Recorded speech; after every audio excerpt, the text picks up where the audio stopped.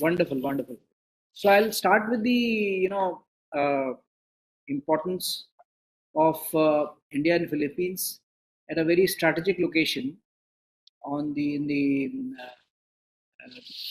the areas of our respective uh, growth, and I'll cover the presentation or talk in three aspects, where I'll cover the India's blue economy initiatives and strengths with respect to our Amritkal Vision 2047, uh, the deep ocean mission, and the fisheries related initiatives which we have undertaken.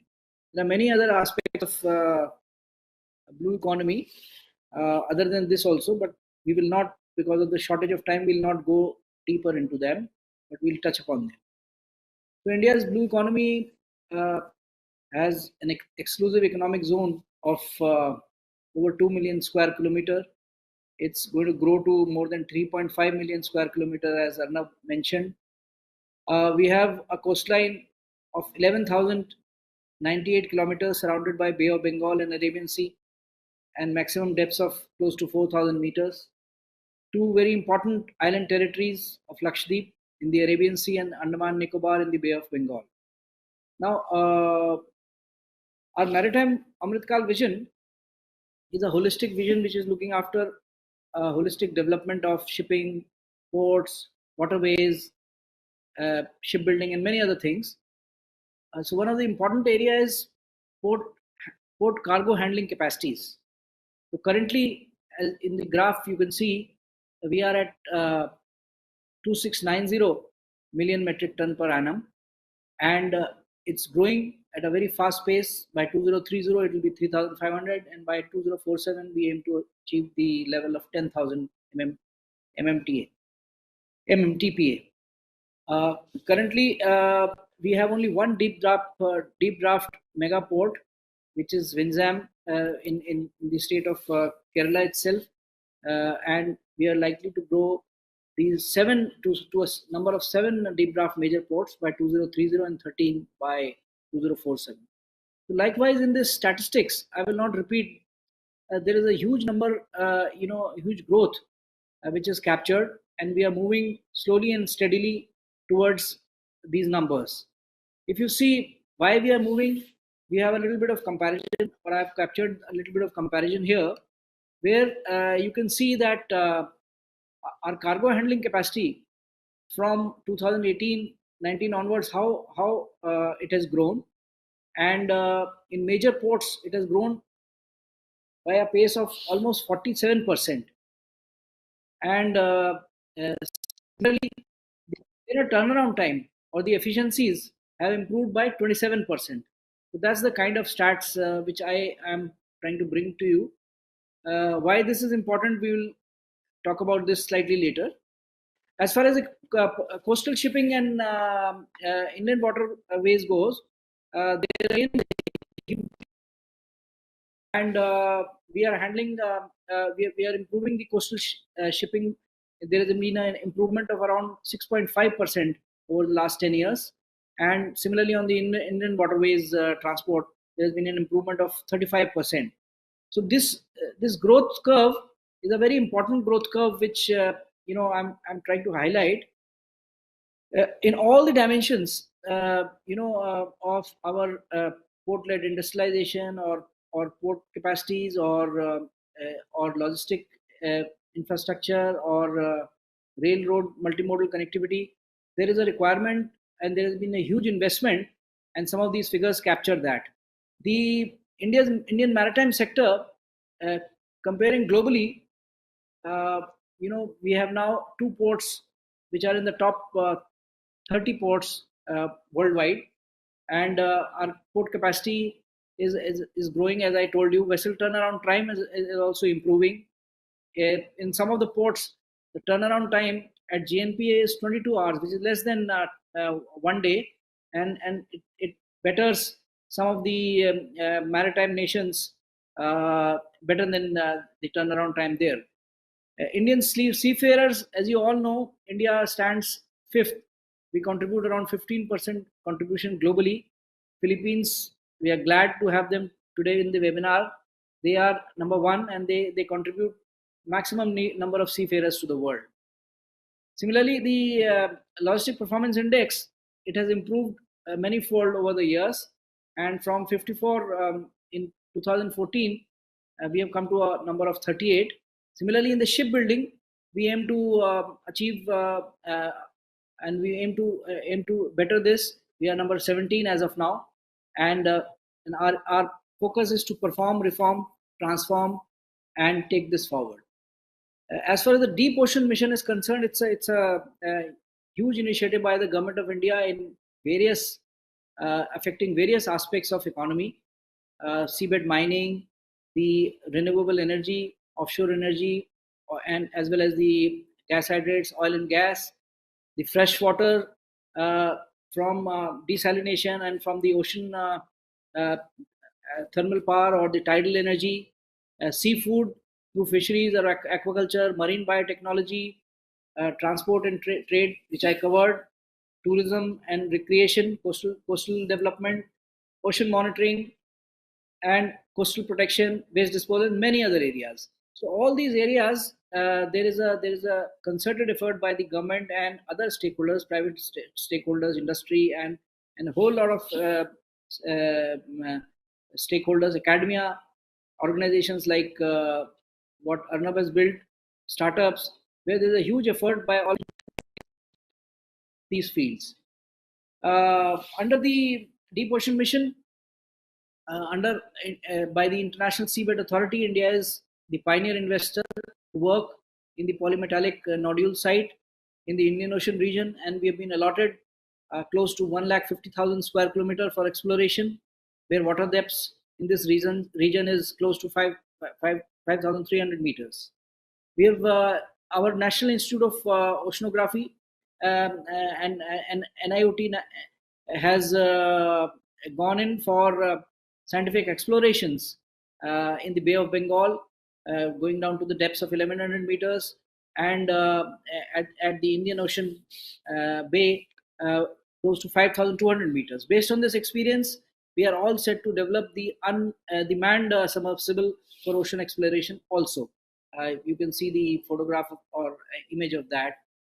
In the fisheries, India ranks as the second largest producer of aquaculture and the third largest producer of captured fisheries globally, contributing to around 8% of global fish production.